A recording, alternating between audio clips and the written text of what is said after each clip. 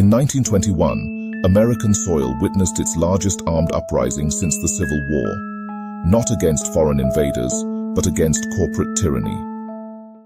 The hills of West Virginia hide a bloody secret that many history books conveniently forget. In the early 1900s, coal companies didn't just own the mines, they owned the miners. Workers lived in company towns, paid rent to company landlords, and shopped at company stores with company currency. Their lives weren't their own. But it was the silent deaths that sparked the flame. Deep in those treacherous mines, workers faced death daily. Cave-ins, explosions, and black lung disease were common. When workers dared to whisper about unions, they didn't just lose their jobs, they lost their homes, their dignity, and sometimes their lives. The powder keg exploded in Matewan, West Virginia. On a fateful day in 1920, Baldwin-Felts detectives arrived with eviction notices and guns. These weren't law enforcement, they were corporate thugs in fancy suits, but they met their match in Police Chief Sid Hatfield. The ensuing gunfight left 7 detectives and 3 townspeople dead in the streets. The murder of Sid Hatfield months later pushed miners over the edge. What followed was unprecedented. 10,000 miners, armed with rifles and wearing red bandanas, marched toward Blair Mountain.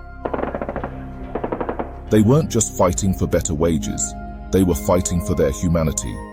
Against them stood 3,000 law enforcement officers and strikebreakers.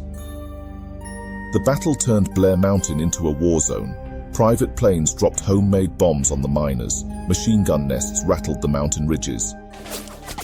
The fighting was so intense that President Warren Harding had to send in federal troops and bombers to end the conflict.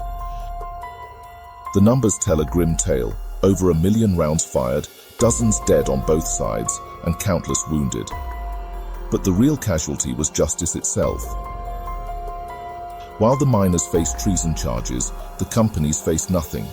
The union movement was crushed, and it would take decades for workers' rights to recover. This wasn't just a labor dispute, it was a war between American citizens on American soil. The coal companies had their own private armies. Today, Blair Mountain stands as a silent witness to American workers' bloodiest fight for basic human dignity. The mountain remembers what textbooks try to forget. When you drive through those peaceful West Virginia hills today, remember, beneath that tranquil surface lies a battlefield where American workers once made their last stand.